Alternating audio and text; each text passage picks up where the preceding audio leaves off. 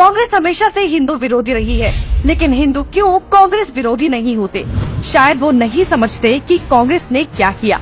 आपको साल दर साल का ब्यौरा देते हुए बताएंगे कि कैसे कांग्रेस ने हिंदुओं का मजाक बना दिया।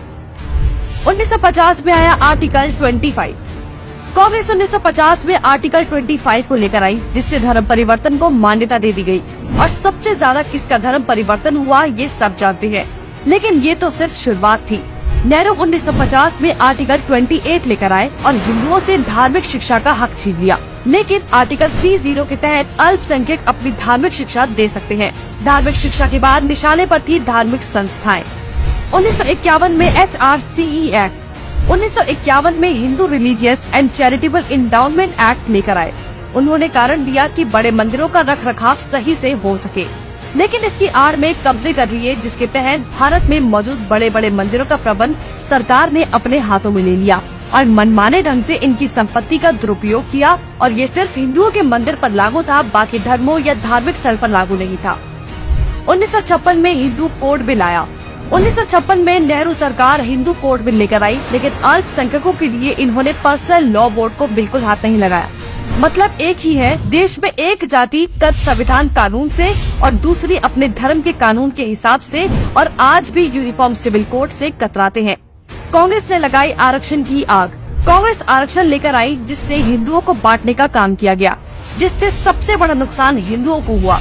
आरक्षण की देश में जरूरत थी, लेकिन मक्कार कांग्रेसी इस योजना को 10 साल लागू करने की बजाय इसे बढ़ाते चले गए और न ही इससे लोगों को सशक्त बना पाए, जबकि लोगों को इसकी लत लगा दी गई। इंदिरा का कार्यकाल। साल 1976 में इमरजेंसी के दौरान ही इंदिरा ने संविधान में सेक्युलर शब्द को जबरदस्ती घुसा दिया, जिसको लेकर संसद में कोई चर्चा तक नहीं हुई। मतलब कि हिंदू बहुसंख्यक होते हुए भी भारत हिंदू देश नहीं कहलाया जा सकता, जबकि आप हमारे आसपास देखेंगे तो सभी मजहबी देश हैं, लेकिन हिंदुओं के लिए कोई देश नहीं बचा। इसके बाद हिंदुओं के कानूनी अधिकार और इतिहास निशाने पर थे। 1991 में पूजा स्थल कानून।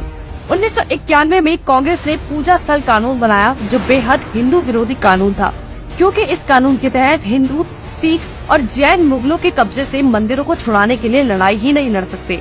उनके पास दलील सुनने का कोई कानूनी अधिकार ही नहीं छोड़ा गया। हमने लाखों मंदिर और उनका इतिहास खो दिया। 1992 माइनॉरिटी कमीशन एक्ट।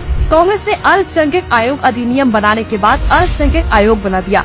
ऐसा करके कांग्रेस ने धर्म विशेष के लोगों को स्पेशल दर्जा तो दिया ही, हिंदुओं को बांट दिया, जिसके तहत सरकार की हर योजना का सबसे ज्यादा फायदा धर्म विशेष के लोगों को ही मिलता है, जिससे कांग्रेस ने सांप को भी मार दिया और लाठी को भी नहीं टूटने दिया। मतलब साफ है, हिंदुओं को भी बांट दिया और धर्म विशेष के लोगों को भी खुश कर दिया। जब देश सेकुलर बना दिया तो मेजॉरिटी और माइनॉरिटी की जरूरत ही क्या थी। 1995 में वक्फ बोर्ड कानून। 1995 में वक्फ बोर्ड कानून बनाकर कांग्रेस ने एक और महापाप किया। वक्फ बोर्ड को असीमित शक्ति दे दी गई। आज स्थिति ये है कि वक्फ बोर्ड किसी भी संपत्ति पर दावा कर दे तो कोर्ट से भी कोई मदद नहीं मिलेगी। रेलवे और रक्षा के बाद संपत्ति के मामले में वक्फ बोर्ड देश में तीसरे स्थान पर पहुंच गया है। अब सिर्फ एक आखिरी बार बचा था, वो बार था राम सेतु एफिडेविट। राम सेतु एफिडेविट बनाया। हिंदुओं ने फिर 2004 में कांग्रेस को चुन लिया, तो कांग्रेस ने इसका इनाम देते हुए राम सेतु एफिडेविट बनाया और भगवान श्री राम के अस्तित्व को ही नकार दिया और काल्पनिक बताया। आस्था और धर्म पर वार करने के बाद अब कांग्रेस ने हिंदुओं को ही बदनाम करने का प्लान बना लिया। 2009 में हिंदू आतंकवादी घोषित। 2009 में फिर से हिंदुओं ने कांग्रेस को चुना, तो उसके बदले में कांग्रेस ने हिंदुओं को ही टेरर घोषित कर दिया। कांग्रेस ने बहुत ही चालाकी से एक एक कर हिंदुओं के धर्म, अधिकारों और शिक्षा के अधिकार को छीन लिया, लेकिन हिंदू फिर भी कांग्रेस को नहीं समझ पाया। औरंगजेब ने हिंदुओं को खत्म करने के लिए तलवार का इस्तेमाल किया, तो कांग्रेस ने हिंदुओं को खत्म करने के लिए संविधान का इस्तेमाल किया। फिर भी कांग्रेस ही बोल रहे हैं कि लोकतंत्र खत्म हो रहा है, जबकि लोकतंत्र नहीं, हिंदू और हिंदुत्व खत्म हो रहा है।